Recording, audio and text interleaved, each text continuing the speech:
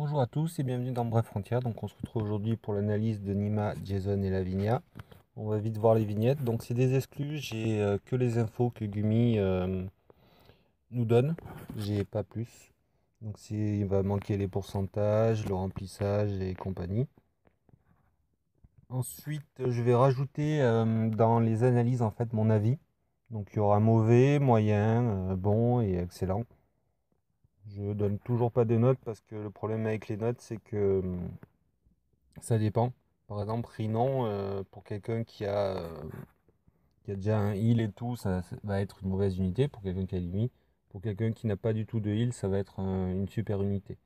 Enfin, ça va l'aider bien comme il faut. Donc voilà. Il y a aussi donc Lucina, Orna et Shida qui sont sortis. Elles ont l'air intéressantes, à savoir que Orna va proposer en fait le nouveau buff, le Crit Spark. Donc c'est pas mal. C'est une unité qu'on a eu il y a longtemps, qui était très bien en son temps. Ah, voilà, ils sont là. Je suis aussi rassuré pour Jason et Lavinia. J'avais peur qu'ils aient pas d'évolution, que leur évolution en 7 étoiles ce soit donc les unités qu'on a eues pour l'anniversaire, les Zodiacs. Mais non. Donc, voilà Jason. Globalement, je suis très très mitigé sur le batch. Enfin, je trouve que les unités sont vraiment moyennes. Jason, il a très très peu de buff en plus, donc voilà. Alors, juste je lance un raid et après, voilà, hop, c'est là. Donc, Nima, c'est statistique full imp en seigneur. Donc, ça va être 8800 points de vie, 2780 en attaque, 3120 en def, 2470 en rec. Elle a un coût de 43. Son leader skill, donc il va augmenter les PV et la défense de 40%. Il va réduire les dégâts feu, eau, foudre et terre subis de 10%. Il va y avoir 10% de chance de réduire les dégâts subis à 1. Ça va aussi soigner les dégâts subis de 10% pendant 2 tours lorsque les dommages subis ont dépassé une certaine quantité, donc c'est 20 000. Son extra skill, donc, c'est si on a la couronne de Gilgamesh ou le titre dénoblier qui est équipé, ça ajoute un soin sur le bébé SBB. Et s'il y a juste la couronne de Gilgamesh, donc voilà. En gros, c'est la sphère qui va nous permettre de la débloquer à fond. Ça va remplir sa jauge bébé de 10 CC lors d'étincelles sur un tour. Ça va rajouter une action supplémentaire après un certain nombre d'étincelles, donc 3, et ça va augmenter les PV de 30%. Son Breath Burst, donc il réduit les dégâts subis de 50%, réduit les dégâts eau et terre de 10% pendant un tour. Ça peut infliger la paralysie à hauteur de 80%. Et attaque supplémentaire en fin de tour pendant un tour, donc ça c'est le dot. Ensuite, son SBB. 2 attaques d'eau sur tous les ennemis, réduit les dégâts subis de 50% pendant un tour. Réduit les dégâts feu et foudre de 10% pendant un tour. Active une barrière d'eau de 2000 PV. Son UBB, donc 66% de chance de ressusciter des unités mortes à 100% de points de vie. Une barrière d'eau de 20 000 PV. Elle augmente l'attaque par rapport au PV de 50% pendant 3 tours. Et elle augmente le nombre de coups normaux de plus 3 pendant 3 tours. Alors globalement, je suis très très mitigé sur elle. Son leader skill n'est pas mauvais, mais juste les dégâts feu, eau, foudre et terre, ça me semble enfin très limité par rapport à Magena qui fait tous les dégâts subis de 15%. Après, juste 10% de chance de réduire les dégâts subis à 1, c'est vraiment trop peu comme pourcentage, je pense. Et le soin des dégâts subis, donc je trouve ça un peu moyen. À voir après comment ça marche. C'est vraiment une unité qui est orientée sur le heal, je pense. Sur le heal et la mitige, donc ça me fait penser à Elimi, avec par contre le fait qu'elle puisse attaquer sur son SBB, donc on va dire Elimi plus. Parce que ce que je reproche à Virgo, c'est qu'en fait Virgo attaque sur le bébé SBB. Là, elle attaque que sur le SBB. Son extra skill, donc il faudra la couronne de Gigamesh une nouvelle fois. Hélas, ou le titre dénoblier, mais sinon elle va être limitée. Par contre, le truc qui est bien, c'est que le titre dénoblier permet aussi d'avoir du coup le soin. Sinon, un extra skill donc qui va être nécessaire à d'avoir pour activer au moins le soin. Après, ouais. L'action supplémentaire, alors je pense que c'est le relancement, mais j'en suis pas sûr. Donc, ouais, ça peut être ouais, un leader skill vraiment moyen qui est intéressant, mais pas forcément le plus top. Un extra skill qui à nouveau est nécessaire pour que l'unité soit au maximum. En mode auto. Son Brave Burst, ça mitige. Inflige de paralysie et un dot, ouais. Son SBB à nouveau, ça attaque, mitige, réduit, ouais, active une barrière. Alors le truc que je trouve con, c'est que d'un côté on a eau et terre, de l'autre côté on a feu et foudre, et que pour un tour. Donc c'est le truc qui est con, c'est que soit on va mitiger deux éléments, soit deux autres. Et à nouveau, les éléments lumière et ténèbres ne sont pas mitigés. Donc je trouve vraiment l'unité très très moyenne. Après elle aura son omni évolution. Mais le problème, c'est qu'on ne sait pas du tout ce que ça vaut. Je peux pas me prononcer sur le sujet. Son UBB, par contre, m'a l'air intéressant. Donc, ouais, ça ressuscite à 100% de PV, une grosse barrière d'eau, augmente l'attaque et les coups normaux. Donc, je ne sais pas trop ce que ça vient faire là. Parce qu'elle a rien qui est dans ce sens-là. Mais bon, pourquoi pas. Alors, ensuite, on va passer à Jason. Donc, à nouveau, ses stats en senior full imp, 8700 points de vie. 3240 en attaque, 2730 en défense et 2460 en rec, un coup de 43. Son leader skill, donc augmente les PV de 40%, les dégâts des coups critiques de 150% et leur taux de 20%, et augmente l'attaque proportionnellement au PV perdu de donc 0 à 100% de vie et 300% quand vous avez un PV. Son extra skill, donc lui ce sera les marteaux d'Ariès ou le titre dénoublié. Quand c'est équipé, donc ça va donner 150% aux dégâts des coups critiques pendant 2 tours en cas de coups critiques. En même temps, ça me semble évident. Et s'il n'y a que les marteaux d'Ariès qui sont équipés, ça aura 100% de dégâts étincelles sur bébé SBB pendant 3 tours. Augmenter la défense de 120% pendant 2 tours si les PV sont en dessous de 50%. Ah oui, désolé, j'ai dit que s'il n'y a que les marteaux d'Ariès, c'est pour. Ça prête pas en conclusion en fait pour un ou l'autre. Que vous croyez pas que je vous dis qu'il faut les marteaux d'Ariès et le titre dénoublié.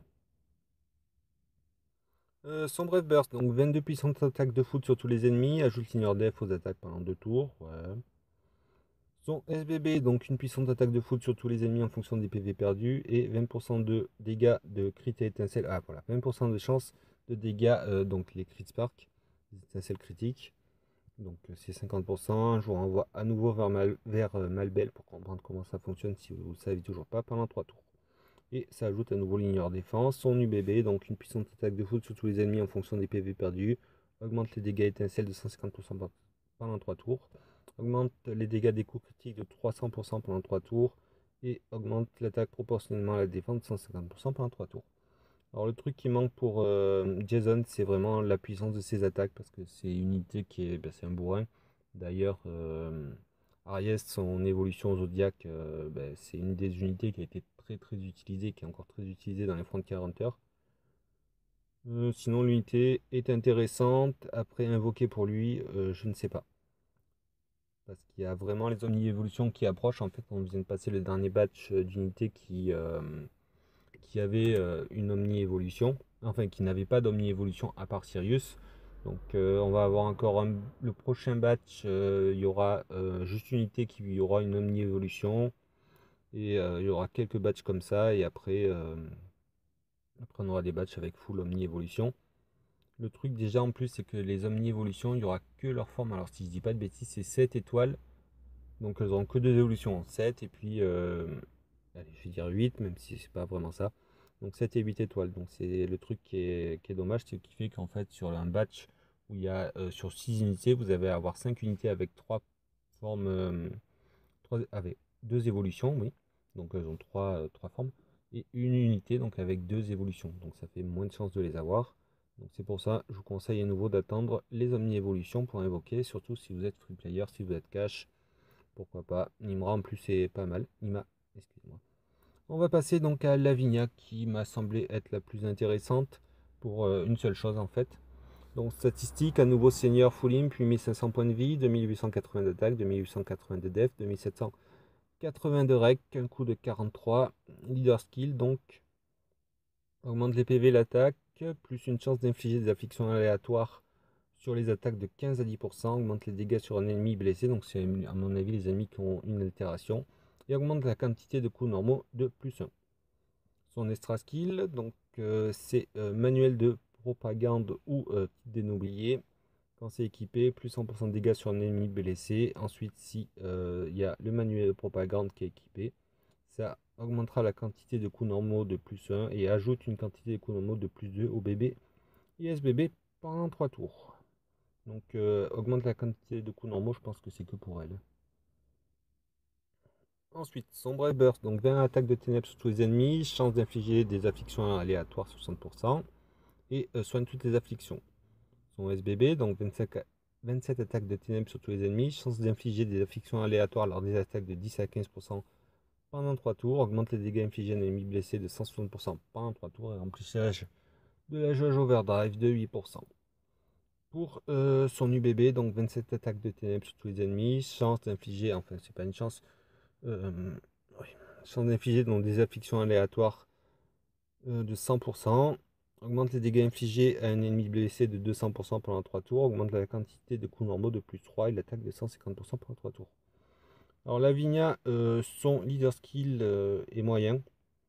Ça augmente la quantité des coups normaux, donc c'est pas mal, mais après les PV et l'attaque à nouveau c'est quelque chose qui ne marchera pas forcément sur les gros défis.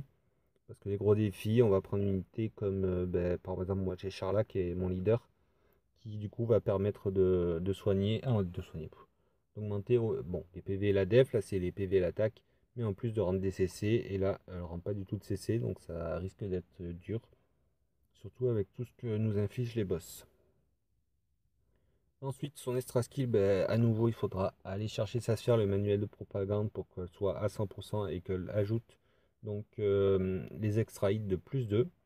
À savoir, donc je crois que c'est, il n'y a que 3 unités qui font ça. Il y a Arc qui est gratuit, qui a une omni-évolution, contrairement à Lavinia. Il y a, alors c'est pas Terry, c'est l'unité des King of Fighters qui était donc dispo, avait en plus un bon leader skill. Bon, maintenant il est plus dispo, donc voilà. Et donc Lavinia. Donc plus 2, voilà, c'est quelque chose qui est rare. Et en plus, ce que j'aime bien sur Lavinia, c'est qu'en plus elle va avoir donc cette partie affliction. Donc c'est un perso que je risque d'utiliser. Parce que je recherche vraiment quelqu'un, enfin un perso qui offre plus que de l'extra hit. Donc voilà. Alors, j'ai pas dit pour les types, excusez-moi. C'est un oubli. Je suis un peu malade et il est un peu tard. Alors, hop là, je reviens. Donc, pour Lavinia, il n'y a pas vraiment de type. On va faire Anima, Seigneur, Gardien, Briseur, Oracle. À nouveau, je déconseille fortement Oracle. Sinon, tous les types se valent. Pour Jason, donc vu les faibles buffs qu'il a, je pense qu'il doit avoir une puissance d'attaque très intéressante. Donc Briseur, Anima, Seigneur, Gardien, Oracle. Et pour Nima, alors vu qu'elle mitige et qu'elle soigne, ça va être Anima, Gardien, Seigneur, Briseur, puis Oracle. Donc voilà.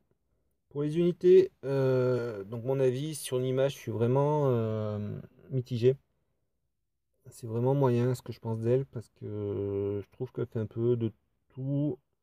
Elle est vraiment orientée défense par contre, mais voilà, le fait qu'elle réduise juste les dégâts feu et foudre ou eau et terre, c'est très très moyen. Bon, après elle soigne. Et ouais, je trouve ça, enfin c'est un peu bizarre, juste la paralysie, juste eau et terre. Ouais. Je suis vraiment mitigé sur cette unité. J'aimerais que Gumi nous donne des infos en fait sur leur omni-évolution. Parce que là, me prononcer sur elle, c'est vrai que c'est difficile.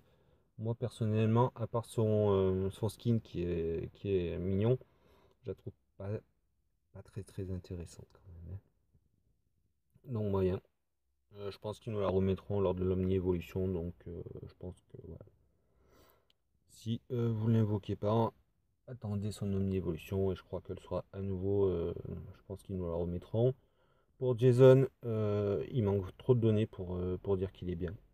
Donc je vais dire à nouveau moyen parce que c'est un perso que j'ai eu, que j'ai utilisé, qui est vraiment puissant et qui offre donc le nouveau buff, mais sinon ouais.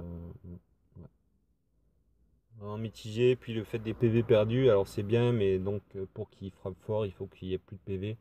Et c'est un peu dangereux de jouer avec ça, surtout quand on fait les trials et tout. Pour la Vigna, par contre, je suis ouais, je vais dire moyen quand même.